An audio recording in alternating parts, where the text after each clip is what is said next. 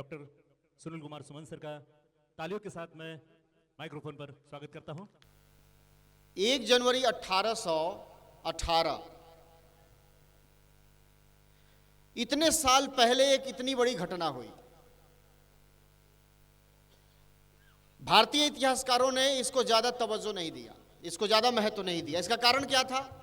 अगर ये अंग्रेजों और पेशवाओं के बीच की लड़ाई होती तो इतिहासकार इसको बहुत अच्छे से लिखते। अगर वहां महार सैनिक नहीं होते, दूसरे वर्ग के सैनिक होते, तो भी इतिहासकार इसको बहुत अच्छे से लिखते। और इतिहासकार कौन लोग हैं? कुछ वामपंथी लोग हैं। भारत में इतिहास जो है 2 लोगों ने खास तौर से लिखा है। चूंकि जो दक्षिणपंथी लोग हैं, आरएसएस लॉबी है, वहाँ पढ़ने लिखने वाले लोग थोड़े कम हैं, हाथ तंग है वहाँ। चूंकि हमारे प्रधानमंत्री जी की डिग्री का ही पता नहीं है। उसके पहले जो हमारी शिक्षा मंत्री थी मैडम स्मृति ईरानी जी, उनकी डिग्री का भी पता नहीं था। तो इन लोग की थोड़ी पढ़ाई लिखाई में ज़्यादा दिलचस्पी नहीं रही है। खुद ही अनपढ़ रहे तो दूसरों को भी नहीं पढ़ने लिखने दिया। ऐसा नहीं है कि उन्होंने हमें पढ़ने लिखने नहीं दिया तो वो बहुत पढ़े लिखे थे, ये गलतफहमी मत पालिएगा। अगर वो बहुत पढ़े लिखे होते तो ये बिजली और ये माइक और ये मोबाइल और इंटरनेट और कंप्यूटर और हवाई जहाज और ट्रेन और पंखा, घड़ी, ये सबका आविष्कार इन्हीं ब्राह्मणों ने किया होता, लेकिन नहीं किया क्योंकि पढ़े लिखे नहीं थे। इन्होंने क्या बनाया वो बताने की आपको जरूरत नहीं है। अंधविश्वास बनाया, कर्मकांड बनाया, झूठ बनाया, फरेब बनाया, खराब खराब किताबें लिखी, कुछ देवी देवता बनाए अपने रोजगार के लिए, केवल और केवल रोजगार के लिए। और उनका रोजगार चल रहा है। उनका रोजगार केवल सवर्ण लोग नहीं चला रहे हैं, हमारे लोग भी चला रहे हैं। जबकि मैं कहूंगा हमारे लोग ज्यादा चला रहे हैं। बहरहाल, तो मैं कह रहा था कि 3 तरह के लोगों ने इतिहास लिखा है। आरएसएस की मैंने बात की, चूंकि वहां पढ़े लिखे लोग कम है तो उनके वो इतिहास का कोई मतलब नहीं है। वो फर्जी चीजें लिखते हैं कि महाभारत काल में पेन ड्राइव पाया जाता था और गणेश के समय पहली प्लास्टिक सर्जरी हुई, और संजय जो थे महाभारत की जो कहानी सुना रहे थे वो पहले लाइव टेलीकास्ट बता रहे थे, और पहला मीडिया कर्मी नारद था जो खबर लेके जाता था। नारद उसे केवल झगड़ा लगाने का काम करते थे। तो मीडिया कर्मी तो झगड़ा नहीं लगाते हैं, हालांकि आज लगा रहे हैं आजकल। दूसरे जो इतिहासकार हैं वो कांग्रेसी माइंड के लोग हैं, बीच वाले लोग हैं। और तीसरे जो इतिहासकार हैं वो बहुत पढ़े लिखे लोग हैं, निश्चित रूप से। इसमें बहुत सारे लोगों ने विदेशों से पढ़ाई की है। हमारे जवाहरलाल नेहरू विश्वविद्यालय नई दिल्ली, जहाँ से मैंने पढ़ाई की, देश के जितने टॉप मोस्ट के इतिहासकार हैं वो सब वहाँ प्रोफेसर हैं जेएनयू में। उन लोगों ने भी भीमा कोरेगांव तो छोड़ दीजिए, बाबा साहब आम्बेडकर के बारे में भी नहीं लिखा है। कुछ लोगों ने लिखा, वो अच्छी बातें नहीं लिखी। कम्युनिस्टों ने तो उनको अंग्रेजों का पिट्ठू ही घोषित कर दिया। मुझे लगता है कि अच्छा ही किया, वो काम हमारे लिए छोड़ दिया। कम्युनिस्टों ने ये काम जो बहुजन समाज की नई पीढ़ी है उनके लिए छोड़ दिया कि तुम लोग पढ़े लिखो और अपने महापुरुषों का इतिहास खुद अपने तरीके से सही सही लिखो। अब हमारी जिम्मेदारी है, हमारी पीढ़ी की जिम्मेदारी है। तो अब हमारी जिम्मेदारी, अब लोग पढ़ने लिखने लगे। और जैसा कि मैंने कहा कि यूरोप ने बहुत सारे आविष्कार किए, तो फेसबुक का भी आविष्कार किया। किसी ब्राह्मण ने फेसबुक नहीं बनाया, किसी ब्राह्मण ने व्हाट्सएप भी नहीं बनाया। ये अलग बात है कि उपयोग तो करते हैं वो। जातिवाद फैलाने के लिए फेसबुक का उपयोग करते हैं, जातिवाद फैलाने के लिए व्हाट्सएप का उपयोग करते हैं। इसी माइक का उपयोग हमारे प्रधानमंत्री भी करते हैं लफाजी करने के लिए, झूठी बात करने के लिए। लेकिन ये सब उन्होंने बनाया नहीं। तो हमारी जिम्मेदारी है फेसबुक और व्हाट्सएप के युग में कि हम सही बातें लोगों तक ले जाएं। और यही कारण है कि भीमा कोरेगांव आज से 3 साल 4 साल पहले नहीं जाना जाता था, लेकिन पिछले साल आक्रमण हुए, सुनियोजित तरीके से मारपीट की गई। नुकसान तो हुआ हमारा, हमारे लोग का उसमें उत्पीड़न तो किया गया, लेकिन यकीन मानिए इसी बहाने भीमा कोरेगांव पूरे देश में फैलना शुरू हो गया है। तो इससे एक मैसेज किया जाता है, इससे संदेश किया जाता है कि सामने वाला अगर जितना टॉर्चर करेगा और जितना प्रताड़ित करेगा, हम उसको बताना चाहेंगे कि हम तुम्हारी प्रताड़ना का जवाब अपने तरीके से देंगे। जाहिर सी बात है, हम बंदूक नहीं उठाएंगे। हम अम्बेडकरवादी लोग हैं और मूल निवासी लोग हैं। हम लोग नक्सलवाद का समर्थन कभी नहीं कर सकते हैं। चूंकि हमारे महापुरुष ने कलम की ताकत का एहसास कराया, संविधान की ताकत का एहसास कराया, बंदूक की जरूरत हमें नहीं है और कभी भी नहीं। ठीक है, लोग हमारे सजग नहीं है, जागरूक नहीं है, चेतनाशील नहीं है, लेकिन एक दिन तो होंगे। आप इतनी मेहनत करके इतना बड़ा आयोजन कर रहे हैं और लगातार कार्यक्रम करते हैं, किताबें छपती हैं, रमाबाई अंबेडकर जो हमारी माता है उनके नाम आपने प्रदर्शनी लगाई, भालेकर सर यहाँ बैठे हुए हैं, सब लेखक लोग हैं, यहाँ विद्वान लोग हैं, सब लोग लिख रहे हैं, बोल रहे हैं। मैं भी इतनी दूर से आया आपके बीच बातचीत रखने के लिए, तो इतिहास तो नया रचा जाएगा। कब तक लोग इतिहास को ये लोग रोकने की कोशिश करेंगे? इतिहास तो हम नया लिखेंगे ही। तो भीमा कोरेगांव, चूंकि प्रताड़ना हमें झेलनी पड़ी, अब भीमा कोरेगांव को सब लोग जानने लगे हैं। हम यही जानते हैं कि पेशवाओं और अंग्रेजों के बीच की लड़ाई थी। अंग्रेजों की तरफ से जो सैनिक लड़ रहे थे उसमें लगभग 500 के करीब महार सैनिक थे। क्या कारण था कि इतने कम संख्या में सैनिकों ने पेशवाओं के छक्के छुड़ा दिए?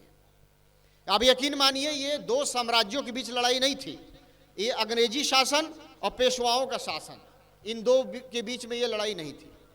मुझे ये लगता है कि जो हमारे मूल निवासी सैनिक थे उनके मन में वही जातिगत वो अपमान थे, वो जहर उनके मन में था। और जब उन्होंने देखा कि सामने पेशवा हैं, इन्हीं पेशवाओं ने कमर में जो है झाड़ू लगाया था, इन्हीं पेशवाओं ने गले में हांडी लटकाई थी, इन्हीं पेशवाओं ने हमारी ये दुर्दशा की थी, तो जब वो उनके साथ लड़ रहे थे तो उनके मन में ये बात होगी और उनके अंदर दुगना साहस आया होगा, ज्यादा जोश आया होगा, और उन्होंने पूरी ताकत के साथ इतने 28,000 पेशवाओं के छक्के छुड़ा दिए। तो वो जो लड़ाई थी, वो जो युद्ध था, मेरा मानना है कि वो लोकतंत्र के लिए युद्ध था। यानी एक समाज जो सदियों से प्रताड़ित था, जिनके द्वारा प्रताड़ित था, उनको जवाब देने का काम इस युद्ध ने किया। बाबा साहब को आप पढ़ेंगे आज के संदर्भ में तो बहुत सारी चीजें वो उस समय भी लिख चुके हैं। आज जो चीजें हम झेल रहे हैं, जैसे कि एक नफरत है, हिकारत है, अपमान है, ये उनके ज़माने में था। बाबा साहब सबके कारण बताते हैं, मैं सब कारणों पर नहीं जाऊंगा क्योंकि समय कम है, मैं थोड़ा थोड़ा टच करके आपसे बात करूंगा कि पहले गांवों में क्या होता था। आज आप देखिए, गांधी गांव को बहुत महान साबित करते हैं कि गांव स्वर्ग है, गांव में भारत माता वास करती है। वहीं बाबा साहब अम्बेडकर गांवों को जो है गणतंत्र का सबसे बड़ा दुश्मन बताते हैं। वो अपने वर्ग के लोगों से कहते हैं कि शहर में जाओ गांव छोड़ के। उनको पता था कि गांव में रहेंगे तो जातिवाद का जो क्रूरतम रूप है, जो भयानक रूप है, वो गांव में पाया जाता है, आज भी पाया जाता है। ये गांव ही है जहां कोई दलित चप्पल पहन के जाता है तो उसके साथ मारपीट होती है। ये आज की तारीख में कोई मूंछ रखता है उसके लिए मारपीट होती है। अभी भी घोड़ी पर चढ़ने के लिए मारपीट होती है। पता नहीं घोड़ी से इन लोगों का क्या रिश्ता है, समझ में नहीं आता। घोड़ी पर चढ़ने से क्यों मारपीट करते हैं? घोड़ी से तुम्हारा रिश्ता क्या है? कब की रिश्तेदारी है? कुछ डीएनए का मामला तो नहीं है भाई। तो अभी नोएडा में आज की घटना, हाल की घटना की बिरयानी बेचने वाले एक अनुसूचित जाति की युवक के साथ मारपीट की गई कि वो दलित होते हुए क्यों बिरयानी बेच रहा है। ये आज की तारीख में है। ये तब बाबा साहब ने इस पर जो है तमाम सारा लेखन अपना किया और बताया कि इनके मन में नफरत क्यों है। जो सबसे बड़ा जो कारण है, उनको जो गर्व होता है, जो मनुवादी समाज है उसको गर्व केवल एक कारणों से होता है। जो उनकी श्रेष्ठता है उसका कारण केवल एक है, उनका धर्म। क्योंकि वही धर्म उनको श्रेष्ठ बताता है, वही धर्म उनको एक नंबर पर रखता है। और धर्म कैसे बना? उनके शास्त्रों से। तो उनको अपने शास्त्रों पे गर्व होता है, उनको अपने धर्म पे गर्व होता है, क्योंकि वही धर्म उनको श्रेष्ठ बनाता है। दिलचस्प ये है कि वही धर्म, वही ग्रंथ हमें नीच बताते हैं, लेकिन आज हमारे पढ़े लिखे लोग भी उन्हीं शास्त्रों पे गर्व करते हैं, उसी धर्म से जुड़े हुए हैं। एक समुदाय जिस धर्म के कारण श्रेष्ठ है वो गर्व करे, कोई बुरी बात नहीं है। जिसको सरस्वती माता ने विद्या दी उसको पूजा करनी चाहिए, मैं तो इसका विरोध नहीं करता। जिसको लक्ष्मी माता ने धन दिया उसको पूजा करनी चाहिए, भाई बहुत ईमानदार लोग हैं। लेकिन भैया तुमको तो सरस्वती माता ने विद्या नहीं दी, हजारों साल से क्यों नहीं दी? तुमको तो लक्ष्मी माता ने पैसे नहीं दिए, हजारों साल से क्यों नहीं दिए? आज जब संविधान के कारण आपको विद्या मिल रही है, पैसे मिल रहे हैं, आपकी अच्छी स्थिति हो रही है, आप ताकतवर हो रहे हैं, तो हमारे लोग अभी भी उसी धर्म पे, उन्हीं ग्रंथों पे गर्व करते हैं। तो खेल किसका है? धर्म का। इसलिए आप देखें कि बाबा साहब अम्बेडकर जीवन के अंतिम जो समय उनका आया, उन्हें नहीं पता था अंतिम समय, लेकिन उन्हें लगा था कि अब मैं अपना सारा जो मेरा बचा हुआ जीवन है वो धम्म के प्रचार में लगाऊंगा। क्या कारण था कि उनको लगा कि अब सारा समय मैं धम्म में ही लगाऊंगा। यानी उन्हें ये बात समझ में आ गई थी कि खेल जो है ये धर्म का ही है, एक धर्म है। वो धर्म क्या? धार्मिक बुराई है, धार्मिक बुराई है, धर्म तो नहीं है वो। लेकिन जो भी हो, उसके कारण जो एक वर्ग जो श्रेष्ठ हुआ है, दूसरा वर्ग जो नीच हुआ है, जब तक उससे हमारे लोग निकलेंगे नहीं, तब तक हम इस गुलामी से मुक्त नहीं हो सकते। अच्छी बात है कि महाराष्ट्र में जो कुछ समुदाय हैं जो बौद्ध बन गए, दूसरे समुदाय में उतनी चेतना नहीं है, तो हो सकता है आने वाले दिनों में धीरे धीरे वो भी बौद्ध बनेंगे। बहुत सारे ओबीसी समाज के लोग भी बुद्धिज्म की ओर बढ़ रहे हैं। मुझे लगता है हमारी जो भिक्षु संघ है, जो भंते जी हमारे जो इतने आदरणीय लोग हैं, इन लोगों को भी थोड़ी ज़रूरत है कि ये लोग थोड़ा ज़्यादा सक्रिय हों और लोगों के बीच में जाए, धम्म का प्रचार करें, और सारे लोग इस आंदोलन से जुड़े, तभी ये संभव हो सकता है। मैं सोचता हूं कि क्या कारण है कि पढ़ने लिखने के बाद भी आईएएस बनता। आईएएस बनने के लिए बहुत पढ़ना होता है, आईपीएस बनने के लिए बहुत पढ़ना होता है। जो लोग उसकी तैयारी करते हैं आप उनसे पूछिए, वो 16-16 घंटे, 14-14 घंटे पढ़ाई करते हैं, मोटी मोटी किताबें पढ़ते हैं।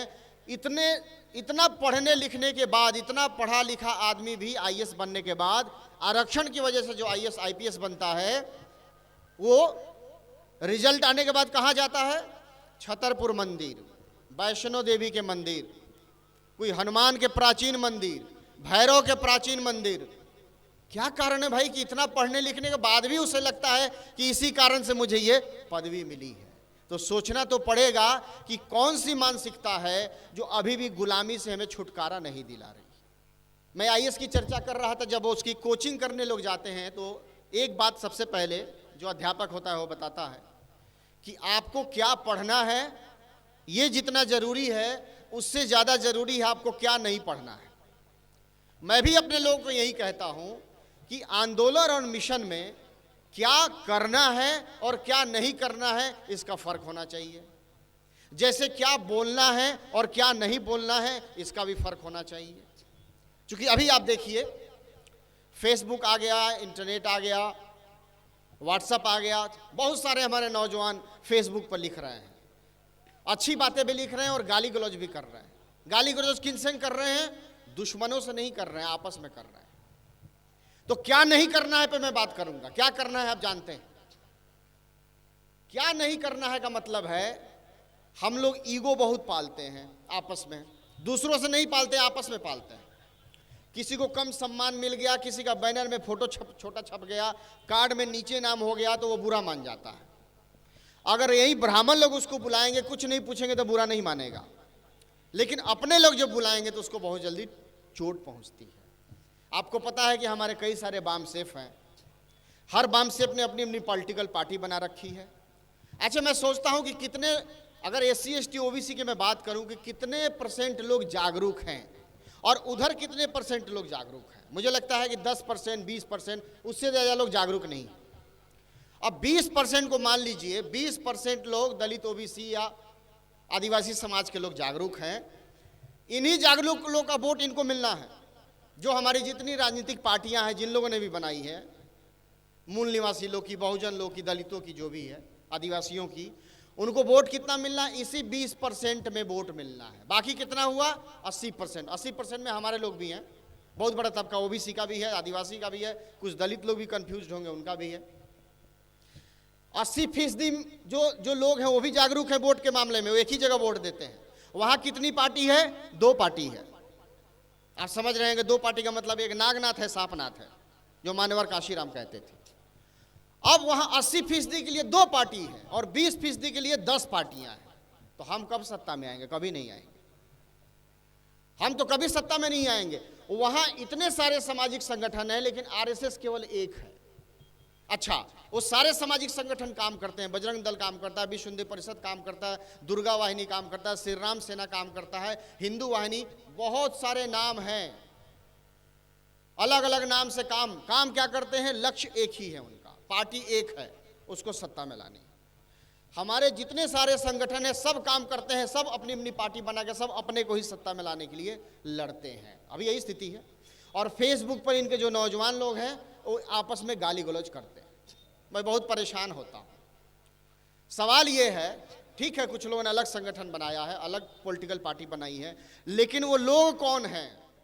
क्या वो लोग दुश्मन खेमे के हैं या हमारे खेमे के हैं? अगर वो हमारे खेमे के हैं तो हमें उनसे नफरत नहीं करना चाहिए, हमें उससे गाली गलौज नहीं करना चाहिए, क्योंकि हमारे ही परिवार के लोग हैं।